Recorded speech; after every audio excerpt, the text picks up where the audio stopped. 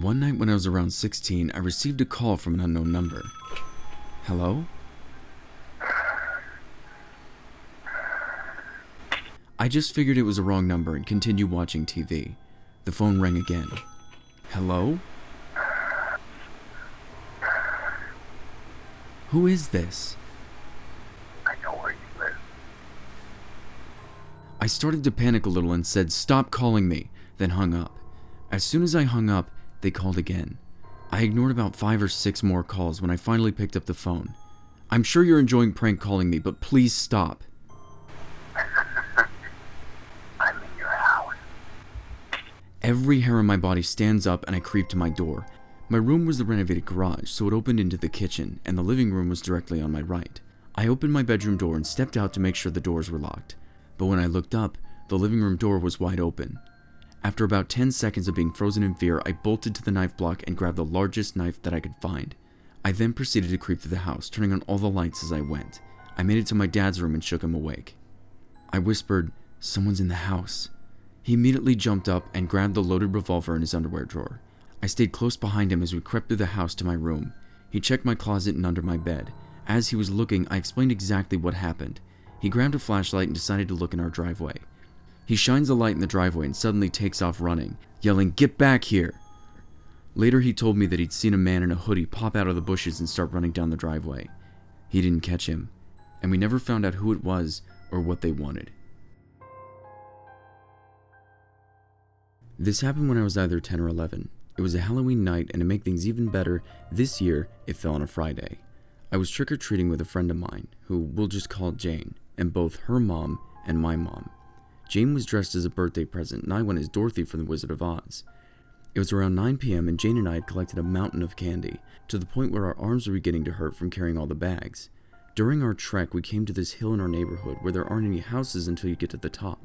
I was determined to increase my candy intake as fast as possible, so I sprinted to the top of the hill, leaving Jane and our parents behind. When I got to the top, I heard my mom yell for me to wait for them. I was impatient, but I still did as I was told. About that time, a black car pulled up next to me.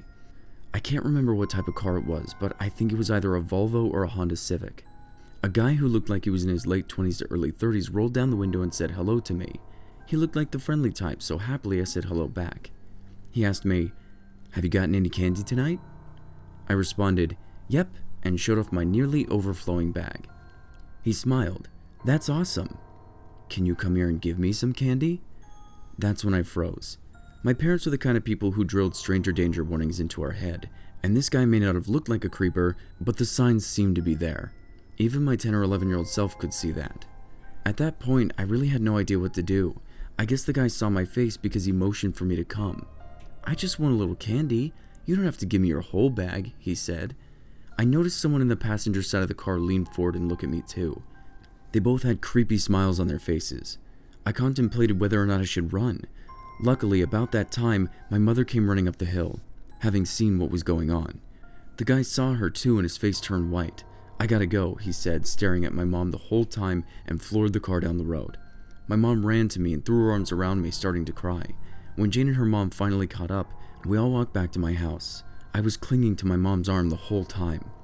My bag of candy was eventually able to take my mind off the situation, but I occasionally look back on that nowadays and can't help but wonder what would have happened to me if I'd gone up to that guy's car. I thank God I was smart enough not to do that. About 3 years ago, I started a paper job with my best friend Katie for some extra cash. We worked for multiple paper companies and delivered papers from 2 a.m. until we were finished, usually around 6 or 7 in the morning, depending on how fast we worked. That's when the calls really started. I gotten a few calls under a private number here and there to my cell, and when I'd answer, no one would say anything, but I would always hear heavy breathing. I'd say hello half a dozen times before finally hanging up. I was getting these calls a few times a week, and although they were annoying, it wasn't something that disrupted my day-to-day life in any way, so I just ignored it. After I started the paper, however, I'd gotten a home phone, which I'd given the number only to my parents.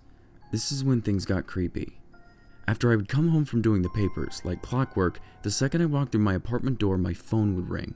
Only it was my home phone that rang, and it was the same private number, the same heavy breathing with no response when I answered that I assumed was calling my cell. since when I took the phone off the hook, they would immediately start calling the cell. The realization that the only people who had this number were my parents suddenly sent chills down my spine. Eventually I blocked all private calls from my home phone, which only caused the phone calls on my cell to increase in volume by as much as 15 times a day. Eventually I'd had enough, and although I didn't want to do this because some businesses I dealt with called from anonymous numbers, I finally blocked all private numbers from my cell as well. However, this did not stop these numbers from leaving messages. One night, while I was doing a thorough spring cleaning on my new apartment, I noticed that I had a voicemail from a private caller.